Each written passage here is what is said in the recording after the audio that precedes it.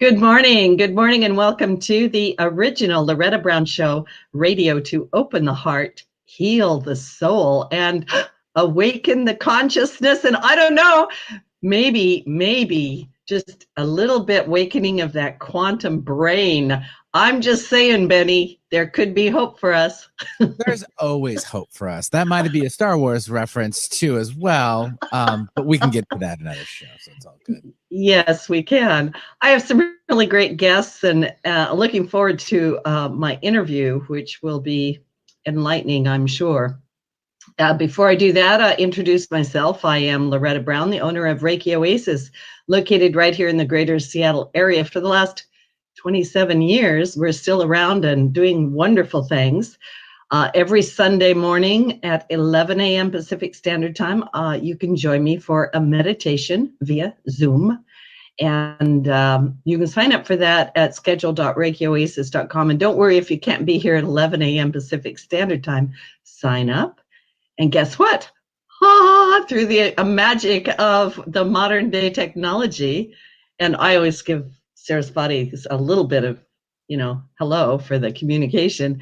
But I can send you a recording of the meditation. You can listen to it anytime you want. So I hope that you'll take advantage of that. A little bit of astrology, a little of weather check-in with the stars, and then I'll bring on my guests. We have left the fiery Leo season, and boy, was it making us rock around a little bit. We've entered the earthy sign of Virgo, which is going to help us slow down, ground us, narrow our focus, get organized, pull that fire in, all my listeners, and let's try and direct it to something that might be really wonderful. It's time to clear the clutter and to work on creating healthy relationships with our newfound sense of independence. On August 29th, we have Mercury moving into Libra. Mercury is the ruling planet of Virgo. And when Mercury, the planet of communication, moves into Libra, it allows us to communicate in a way that is considerate, fair, and diplomatic. It may also inspire us to change up the aesthetics of our space or our wardrobe. Ooh, is it time to go shopping? Be careful. Be careful with your money, because there is a moon wobble. The moon wobble on this date occurs when the sun squares the lunar nodes. Moon wobbles can create instability and are often linked to extreme weather patterns. And then guess what, my listeners? We're going to move into September, and it's going to be a month that sets the stage for what's to come. The astrological wheel begins at Aries season, and it ends at Pisces season, and Libra season, which happens this month, is the midpoint of this wheel. It's going to be halfway. It's going to show us where we have been and give us indicators of where we're going to go. And of course, we're active participants. So it's going to bring about a change in the flow and the direction of energy. The shift in energy is mirrored in Mother Nature as we enter the season of the autumn equinox here in the Northern Hemisphere. The equinox is a highly sensitive time of year that thins the veil between here and the other world and allows us to feel into the subtle energies with greater ease. And it means that we have reached that, we have gone through that halfway point. October is a month of huge cosmic shifts and changes, and it seems that all through September, we will be getting whispers of this type of energy, and we may begin feeling a need to make changes in our own lives, or we may be seeing things shift and change in the world around us. The upcoming shift in energies may make September feel like the month where the rubber band is being pulled back in preparation to be released forward. And it's always interesting to me, my people that I work with, my clients, have all been telling me, Loretta, I feel like something's coming. And when we're in a collective consciousness of something like that, it makes me just wonder, what is going on?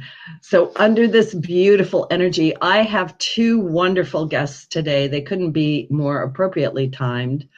Amit Goswami, PhD, and Valentina R. Onisor, MD, are co-authors of the new book, the quantum brain. Understand, rewire, and optimize your brain. I'm ready. Bring it on.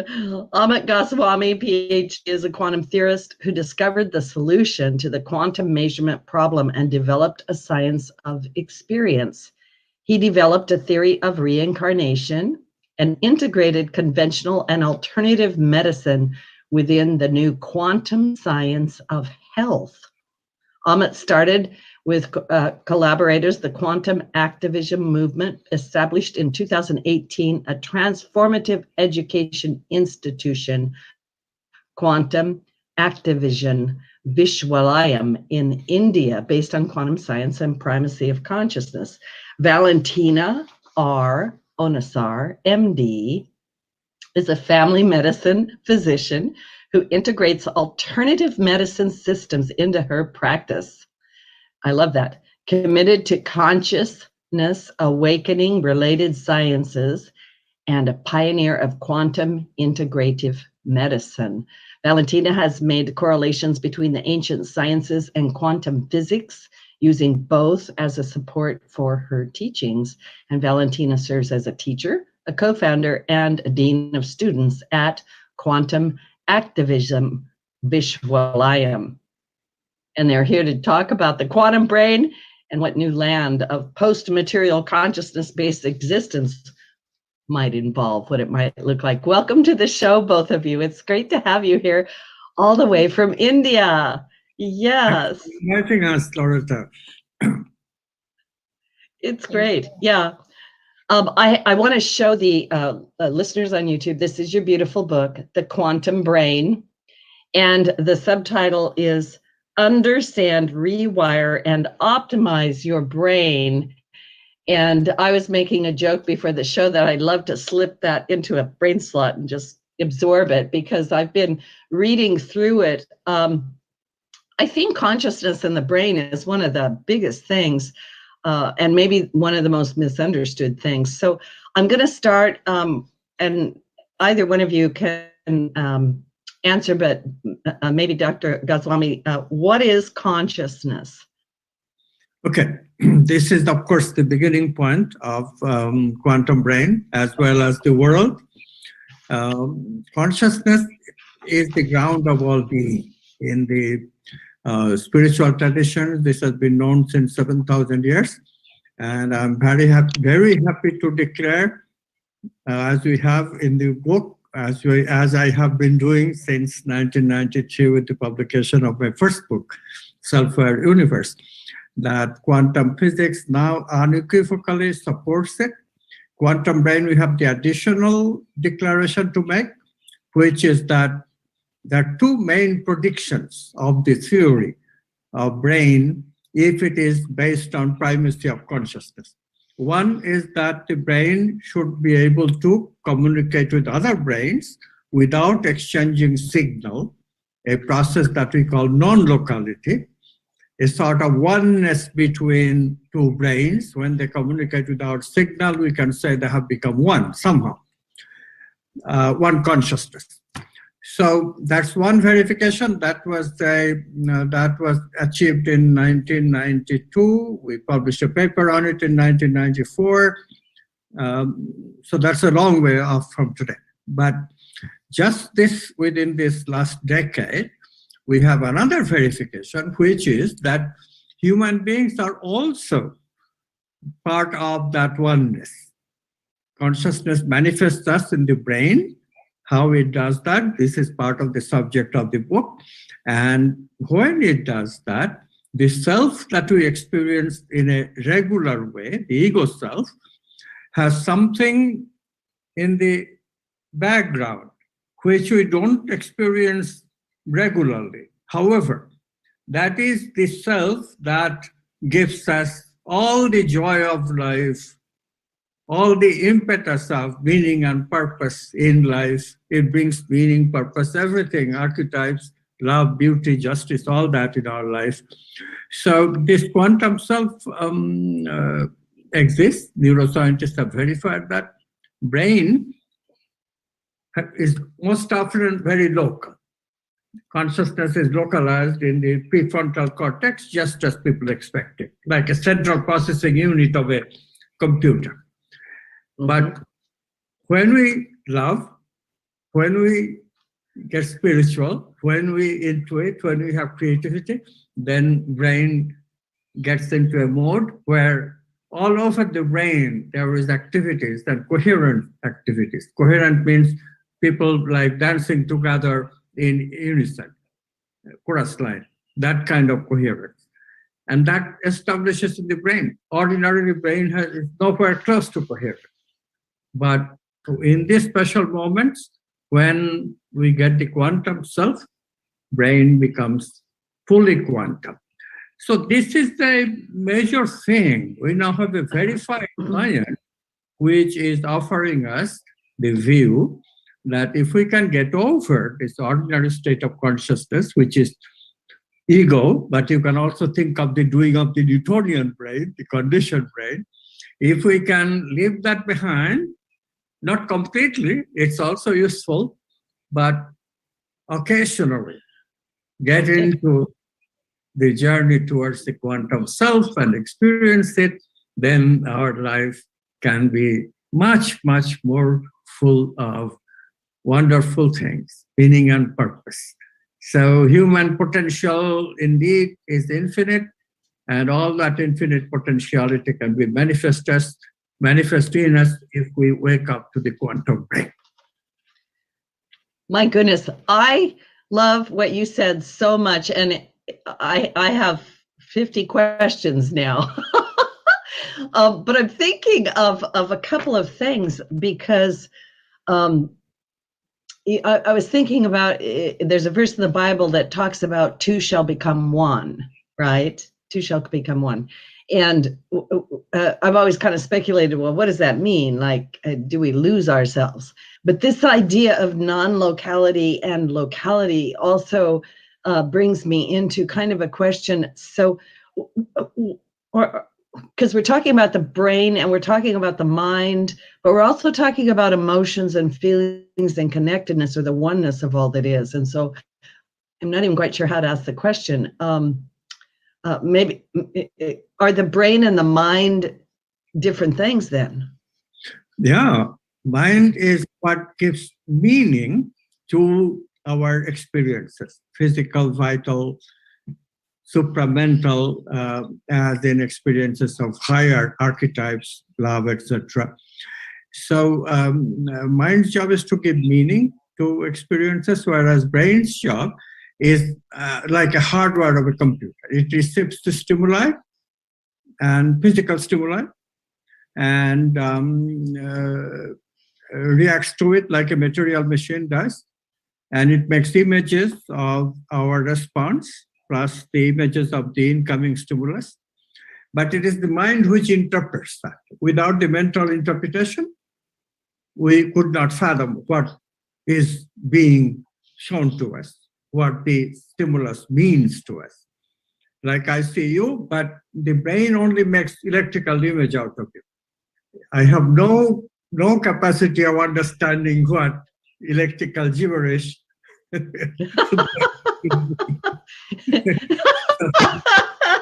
Yeah. By this meaning, I could not tell that you are Loretta. I could not.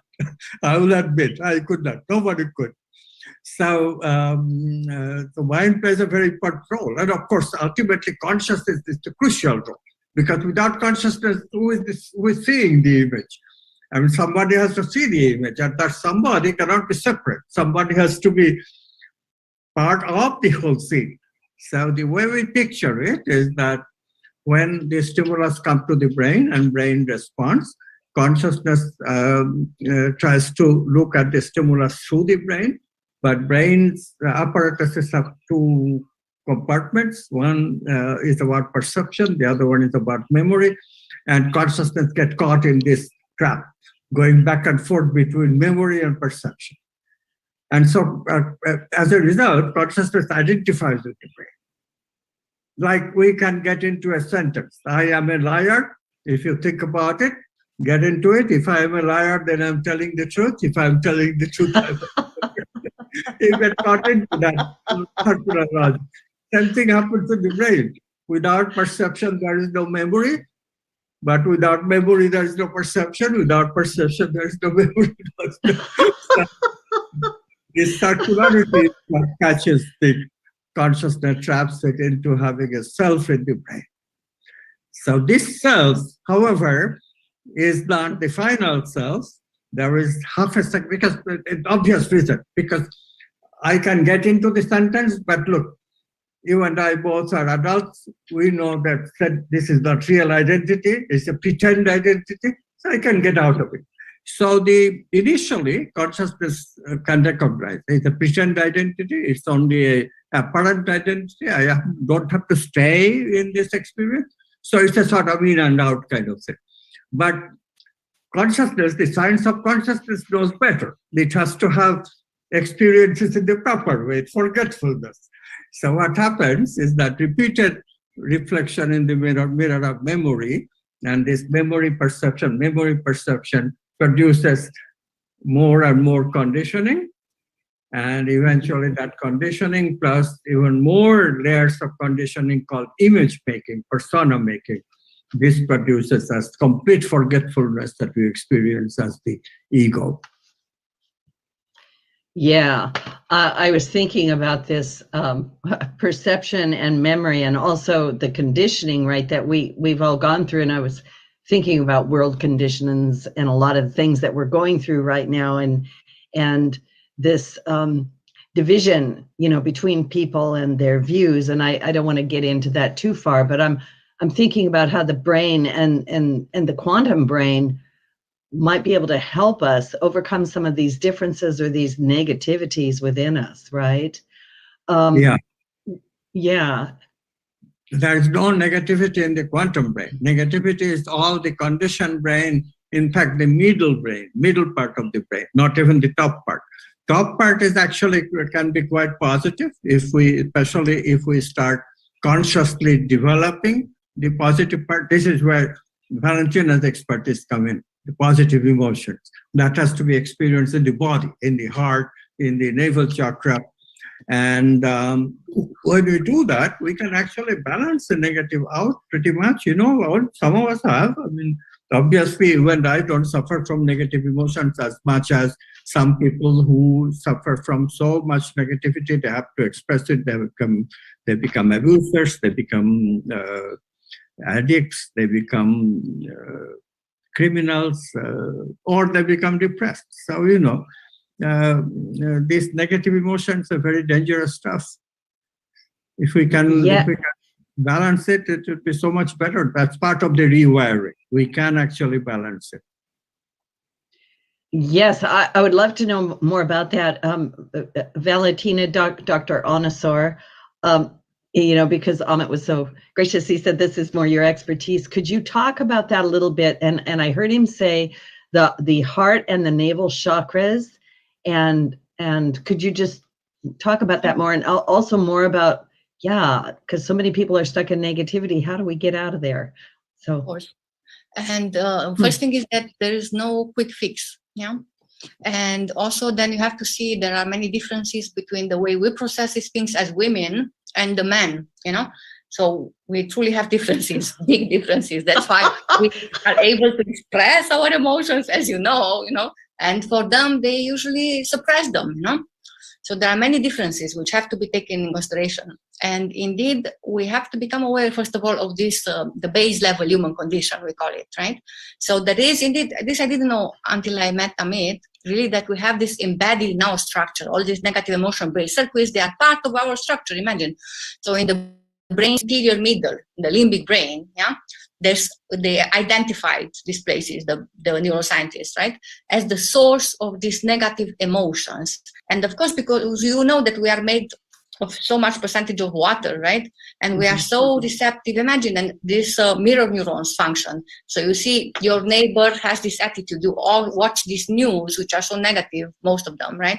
And repeat it. And of course, it's affecting your brain and it's stimulating exactly this area, right? If you're feeding yourself, because you are feeding yourself with all these informations, especially nowadays, we are so much dependent on this information processing times, right? So instead of going to find some meaning in our lives, we go more, unfortunately, towards this information processing, which is totally destroying the human nature. So first of all, we have these circuits there, yeah? And they create this mental stress and eventually chronic disease, even cancer, heart disease, autoimmune disease, and so on. And nowadays, all this fear and anxiety that you see that is there. So again, we have to define it to be the base level human condition. So first of all, to understand there is this quantum self and ego, I, me polarity, yeah.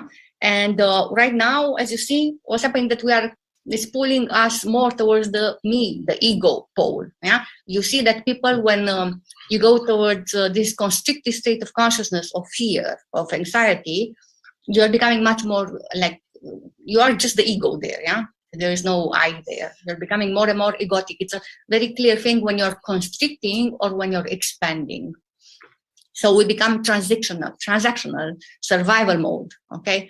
And this means that each of us develops, and it's not that we have to destroy it, it's not that, yeah? But this is a borrowed me. It's borrowed from others by processing other people's meaning as information, okay? And so this epidemic of information processing at the expense of meaning processing, first of all, you have to see that. And of course, there's so much, even so many interests in game in these periods. You know, I'm not going to go into that, but you have to see what is what, you know, and to have this discernment. It's kind of, for me, what's happening now, it's also a test of intelligence, really, you know. So, yeah, absolutely. Yes. And yeah. So it's either you go towards me-centeredness and narcissism, which you see what's happening, or you decide to take a breath and give a hand to help somebody next to you. You can help it with a good word, you know, with a smile, with a piece of bread, with whatever, you know. Okay. And then, so first is the me problem, yeah. Then we have this negative emotional brain circuits built in the brain. And part of them, again, they seem to be instinctual, and its unconscious triggering is followed by this survival-related action and thoughts of emotion, right? And then this mentalization of feeling, it's a habit. You know, we misuse these negative emotional brain circuits, and we cause this destructive mental stress. Do you know that nowadays so many people are killing themselves in this period? Yes. So this is something which is not talked so much about, you know, but the number of suicides is increasing, actually. And that's no, imagine. And then finally, we have the pleasure circuits, which are giving us dopamine, endorphin, and other molecules high when activating, which leads to addiction. Think again about even addiction on computers nowadays, yeah? Mm-hmm. Pornography also, you know, but even computers, you wake up, what do? You take your phone in your hand, which is totally destroying your day, you know? So if you start like that, your day is gone, you know, all that, what you could have done beautiful and something meaningful in your day is gone when you wake up and you jump on your phone. Okay, so you have to see to get to a little bit of control, not to just let this monkey mind control you, you know, because you still have the choice, but you need to exercise this right. Okay, so this is about the base level human condition, and now going about the navel and the heart. Navel, I don't know if you know about chakras. If not, if you want, we can talk. So especially women, again, we have to be very attentive because the way we are born, kind of the men have this level, the belly area, more developed. Okay, so they are more, how to say, they have this natural self-respect and self-trust much more than we do, unfortunately. Yes. And on the other side, we have, you know, by birth, kind of developed more this capacity to love, to include another person, right? But much more than we do it for ourselves also. So we need to, both of us, work on what is our gift and what is our problem also.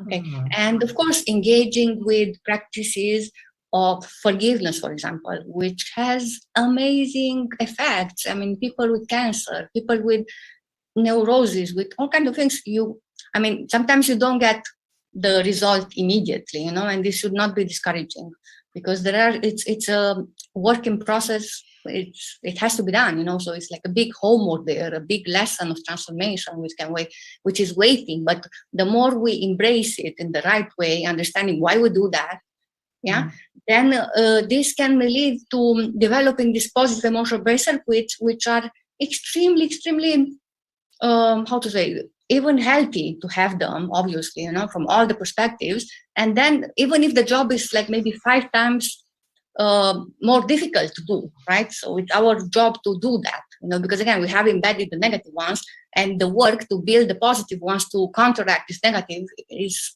kind of 5 times more work to do that. But it's our job to do it. It's kind of, we are here for a reason, and also in these times we are here for a certain reason. And I like that you started with this astrology, because actually, when you speak about astrology, that's another wonderful chapter. If you want, we can talk later on about this. It's about archetypes, and Amit is lately, he is really passionate about these kind of things, for example. Wow, thank you so much. I jotted down 25 notes there. I am kind of blown away with what you're both saying. I want to let the listening audience know we're talking about my guests today are Amit Goswami, PhD, and Valentina R. Onisor, MD. If I'm saying your names wrong, I apologize. The new book, The Quantum Brain, Understand, Rewire, and Optimize Your Brain. You said so many wonderful things in there, Valentina. When, I'll just start with this because I've got other notes over here. This idea of the navel chakra, right? And the heart chakra, right? And the man is more developed in one area and the woman in the other.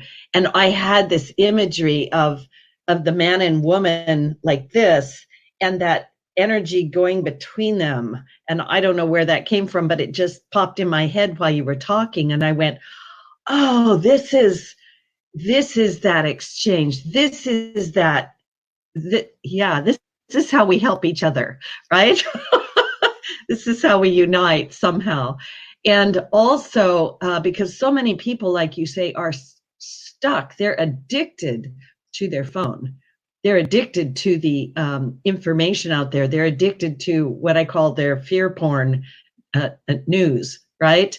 And you said something so important about the limbic brain, and that, you guys please help me out here, but that's our reptilian brain, that's our primitive brain.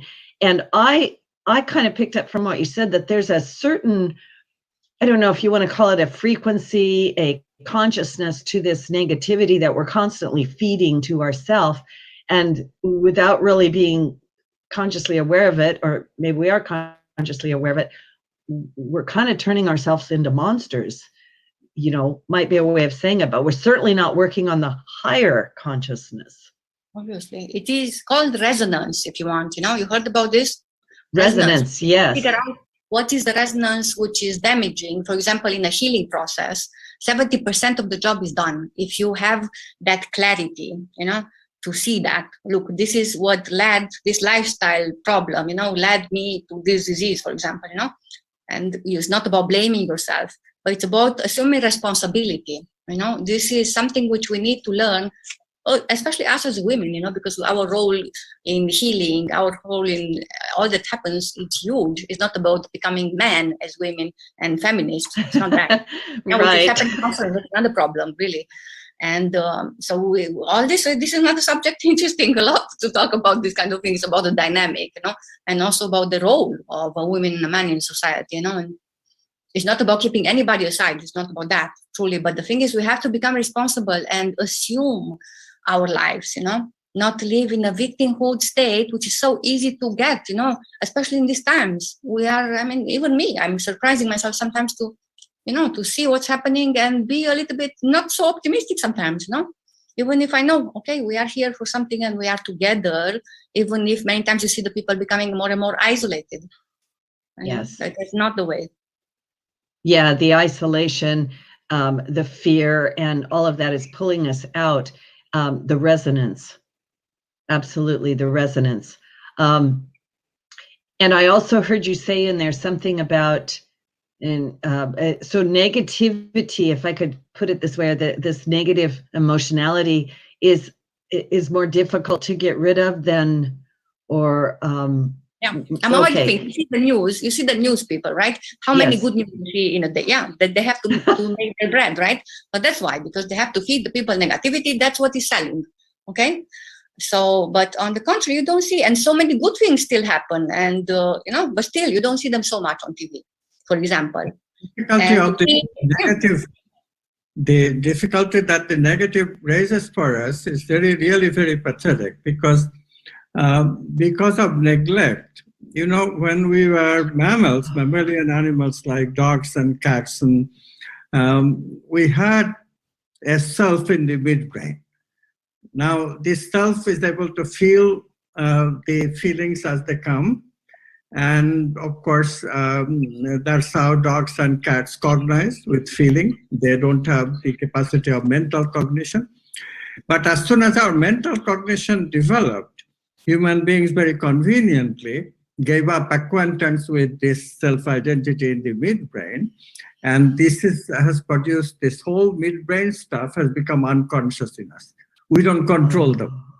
And because we don't control them, they're much more difficult to control, because we don't have any conscious access to them. They come in absolutely unexpected. I mean, have you noticed how your mood swings are? All of a sudden you are in a very good mood and somebody says a little bit something, and midbrain directly reacts and responds with a very negative mood swing. If it is very, very bad and you're an expressive kind, then of course you blurt it out. That's terrible. So people learn, of course, to withhold the reaction and suppress it. But suppression doesn't do any good either. As Valentina said, it gives you all those diseases. So we are between Skylar and Shirab, this is they call it. It's a very difficult situation, rock and a hard place. Human beings stuck in that base level human condition. So what's the remedy? Remedy is we have to really pay attention to these chakras in the body and develop positive emotions. The navel is completely capable of self-love and self-worth and self-respect and investigation. When you do that, when you open up the navel to creativity and have the courage, that's what we call courage to create, then we can employ the heart in the process of creating along with the brain. That's the optimization that we talk about in the book. The optimization of the brain consists of optimizing it with the heart chakra and the navel chakra, because otherwise the brain's actions on these two chakras are basically unconscious in us. We don't control it.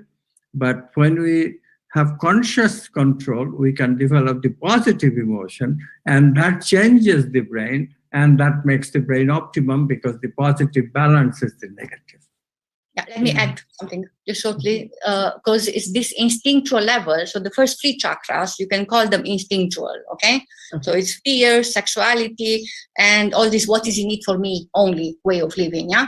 But the moment you manifest your heart energy, and you that love, that compassion, that including another person, that's when we start to be humans, in my perspective, And that's also when you're loving yourself, you're not hurting yourself, because so many times we are just hurting ourselves so much, That's amazing. And that's when, opening the heart, at least to some extent, means the beginning of the evolution from what I call to be a human.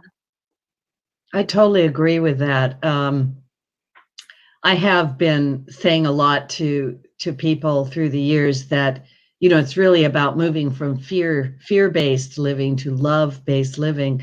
And, in English, we just have this one word, love, that's supposed to mean all these things, right?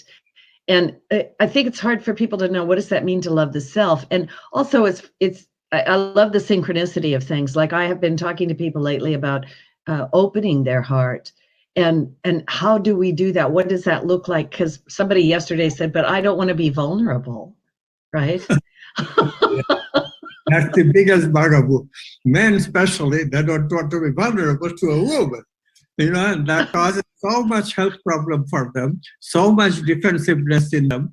They cannot even communicate with men anymore because they are defensive. If anything that opposes them in terms of mental view, information, even simple talking about a game, they cannot do it without fighting, fist fighting literally, because there is another person who's not agreeing with me. One becomes totally isolated in a tent where everybody has to agree with you. And everybody can agree only with the lowest common denominator, which is the stupidest thing that you know. Yeah. Yeah, living in a world of yes men. I don't know. Yeah. So this optimization of the brain, Dr. Goswami, I love what you said. It's getting the brain to work with the heart and the navel chakras. So how do we do that? Okay.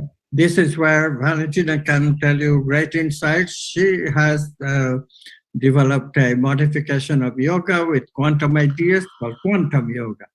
What this does, it's a combination of not only mental practices with the hatha yoga posture, that is traditional yoga, but she has included the vital energy part, the feeling part of this, including the chakras. It's beautiful. Well, Valentina, you speak.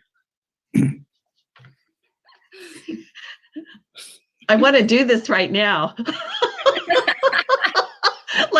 like Dr. Goswami said that, my heart went, yes. So just saying that made me go, yes. Anyway, please continue. So it's a lot. It's a big chapter. And the overall experiential goal, but it's experiential really, of quantum yoga is, again, the ability to live and act from expanded, inclusive states of consciousness, okay? And sounds good, right? And we have practices from various traditions, but still we have to start with what prevents us from this. And first of all, we emphasize on this human condition, all the limitations and the universal software, and then the constricting belief system and technology. So it's not possible. We have to start from seeing where we are, each of us, the transformation is possible from wherever we are. So it's about transformation in quantum yoga. Yeah, it's not at all only about stretching, even holding the postures with a certain focus, but it's more than that. Yeah, it's again about truly developing this ability to live and act in this way. Okay, and of course, there's this infinite potential available for us to explore, and we have built-in ability to explore this potentiality, right? So when you speak about the quantum brain and the way we use our minds, you know that we are not using only kind of 3 or 4%, and if it's anything more, even 7%, and you say that you're a genius. So imagine what's happening 1%. with us. What happens with all the rest, Yeah. So we are like really so much asleep, and this is happening with the brain. And I mean, it's happening also with the other levels, if you speak about the chakras. And so we have to be aware of the sources of contraction of consciousness, and not assume that you have not been victimized by them, kind of, but still not be in the victim position. And we suggest progressive steps of practice, okay? And the goal of the first year is to help, like we structured on years, right? So to help develop a feel for what the journey involves, to give you the confidence and the first stage, of expansion that is possible to transform. That in science, in this materialistic science, they fooled us in, many scientists believe that we are not capable to transform, it's kind of, we are like robots. But this is such a, I don't know how they can come with such a thing, So again, as the journey that leads you towards increasing happiness and intelligence and even health, of course, the rewards are there, So it's nothing like anything you have done as to the enormity of the reward, okay? And then we go through actual transformation, through even quantum leaps, to the next stage of personal growth. Of course, we speak about all the creativity steps. I don't know if you read that book, Quantum Creativity, but we went even further lately. So we will check Amit's books lately. You'll see even much more further progress, And again, we start with taking care of the mind. So that book is very, very good to start when we think of quantum yoga, because we live in this era of rational mind today, and dominated by the thinking life, especially Yes. men, but even women. So we begin with practices with, for the mind, nutrition for the mind. And, just this I will say, because otherwise I can talk 10 hours, So we have to refer to the hyperactivity problem, lack of concentration, and how to improve that with concentration meditation. And then we refer to the intellectualism, which is producing contracted consciousness, and we handle it with awareness meditation. I know you know this because you do meditation. So for nutrition of the mind, you have to learn to apply your abilities, gained in the practice, also while living. Yeah. So whatever you practice on your blanket, on your chair, you take it in your life. That's the thing. Yes. And we even know this, like we speak how we are wasting all this potential with the cell phones, for example, as I said. So you have the tendency to just check your cell phone now and then, and that's what hyperactivity is doing to us. What Valentina has discovered is amazing. I'll tell you one example that really, really is so simple and yet so amazing. This idea that we suffer from contracted consciousness in some postures. Like the way I'm sitting on a chair speaking to you, this is not a very good posture. This is not conducive to a very much of an expansion of consciousness. We change this, we kneel down so that I'm sitting on my feet. That is called Bhajrasana in the regular yoga. And you will see that your consciousness is changing. It becomes much more expanded, and that's why they always prescribe kneel down before you pray. It's just amazing thing that one can learn when one looks at the traditional postures that we have, the traditional methods that we have in spiritual traditions. Their real meaning is much more than what just the posture conveys. Yoga usually, most people means just stretching. No, it's much more than that. Yoga is coming to resonance, using that posture with a certain archetypes, and that's what expands our consciousness. It's really quite beautiful. I wish we had more time to talk about just quantum yoga. I am hoping that there will be a book, Quantum Yoga, or something. Yes, I definitely hope so. It's interesting. I have been doing chanting and meditation for years with my own teacher, and years ago, she had us do meditations in different postures and to copy statues. And it was fascinating to me how I could get a different experience if I was in this different posture. And it really changed my life. It startled me. But it also brings me into exactly what you're saying, because I'm thinking about the posture of holding the phone and looking at it. And I'm always amazed when I drive around and people are walking and doing this or driving and doing this. I can't actually do that. I have to focus on walking or driving, right? So I think there's a lot to be said here. And also I wrote down the hyperactivity, Valentina, that you said, and I was thinking about how our attention span is so short. And anytime I lead a meditation, and I quite often have to just do so much breathing with people because they can't, I'll say, take a deep breath, and they're already thinking about 10 other things, right? And they're not even aware of what they are thinking. And that's the problem, with choosing an intent.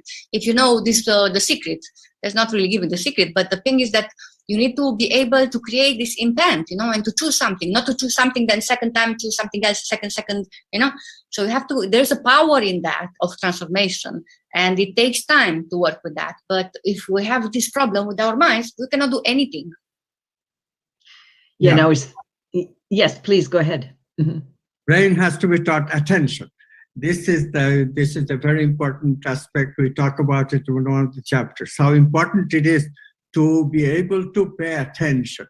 This attention deficit, not able to hold attention, it comes basically from total unawareness about the vital energy movements in our body.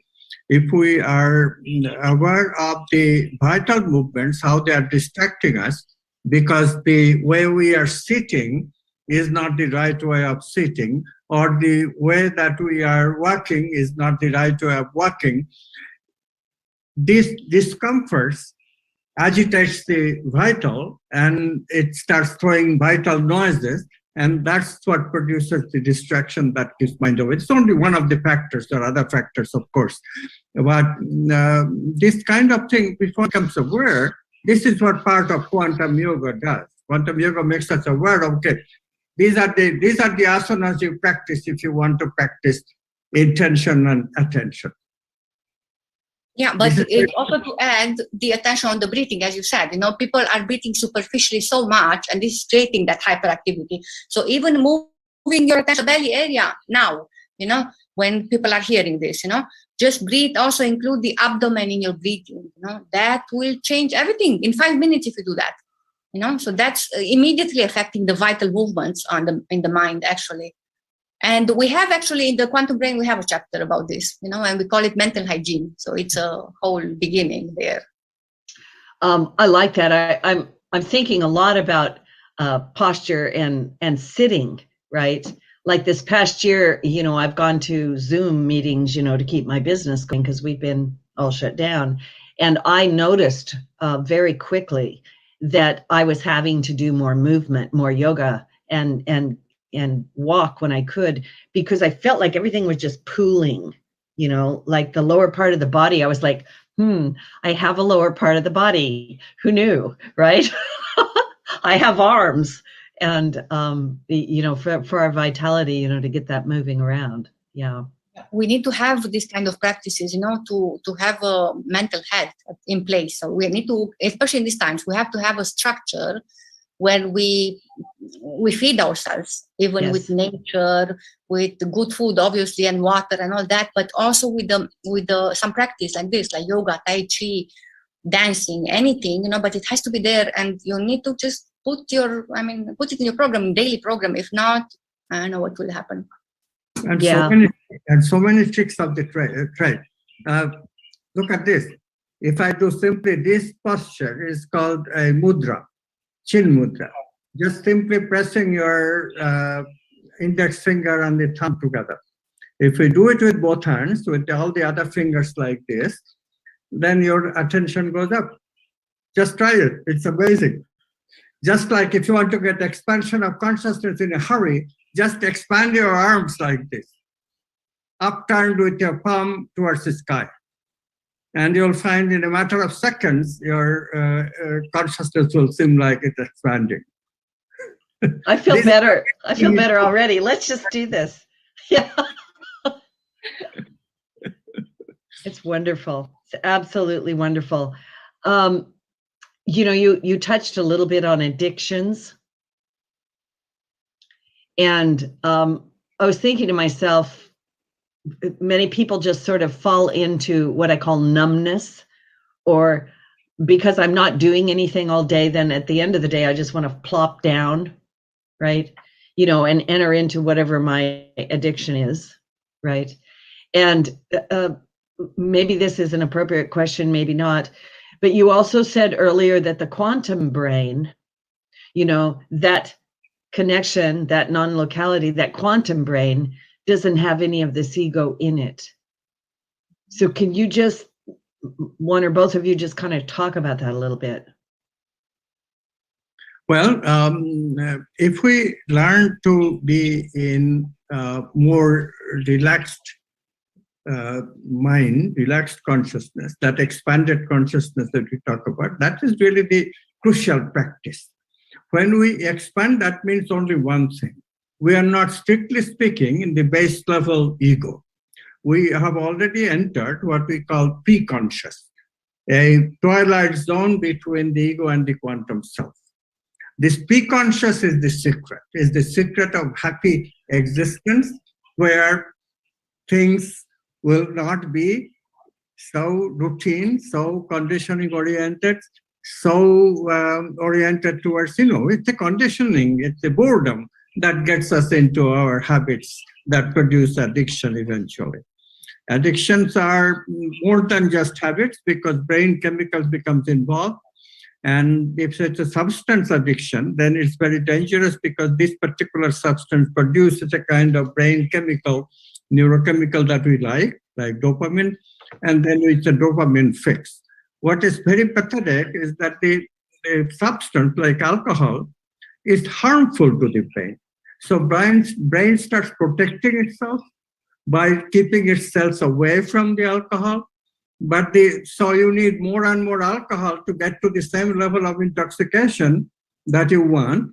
And you think that, oh, I'm developing a tolerance. It's not a tolerance. Brain is very unhappy about you. Start tolerating. And so eventually, of course, what happens is that the brain gives up and situation just breaks down. You don't get any pleasure out of taking any amount of alcohol anymore. You go on drinking to stupor. And you cannot even get out of it anymore because what else can you do? You are addicted. So the problem with the addiction circuit is that it's the deepest conditioning that we have in the midbrain. And to get control over it is just so tough. You know, I had little bouts of addiction, so I know a little bit. I have an addictive kind of personality. I don't know how it developed. I get even addicted to conceptual thinking. For days, I'll just do thinking. And so this kind of situation, again, has to be deliberately have to take charge. Psychological addictions are not so hard because you can do simple yoga practices to get over it. Substance addiction, the problem is, you know, we really haven't done enough research to even claim that we can have quantum healing. We believe that we can, but we really do not have any empirical proof to claim that, yes, quantum creativity can heal addiction. We hope so. We hope to research this. We are hoping for the student who will take up this as a PhD problem. Go ahead, Valentina. Yeah, but actually Dr. Gabor Mate has, you know, so there's a lot of database there. And it's one of my favorites, Dr. Gabor Mate. And we cited him in the book also about autism. So with addiction, you have to see what is that painful thing. There's a pain there which needs to be addressed. And then there's a lack of connection. So when you get into this kind of states of expansion, the easiest way is to practice non-locality when you connect with the person, with the community. So for me, I mean, I also have some personal examples, you know, but yeah, that would be the way, you know. And then, of course, like I can say that I even saw people, I don't know if it's correct to say, addicted to saffrons, you know. So, and that's much more difficult because it's kind of, you keep remembering only the negative things, and it's so hard. It may take so many years, and you may even destroy your immune system meanwhile, you know. So the idea is to act and get help if you're in this kind of conditions. Yeah. So we are at the end of our time, which to me, we just opened up an enormous subject, quantum healing, and I can't wait to have you back. So thank you so much to my guests, Dr. Amit Goswami, PhD, and Valentina R, Onisor, MD, their new book, The Quantum Brain. Where do they find you real quick? amitgoswami.org. That's where you find us. And also we have this program, Master in PhD in Quantum Science of Health, Happiness, and Prosperity. We just had our first graduates and all that. So wonderful. Yeah. Thank you so much for everything you're doing on the planet. Thank you so much. I can't wait to interview you again. And thank you. I feel enlightened. Thank you. Yeah. Thank you. It's beautiful. Blessings to you both. Thank you.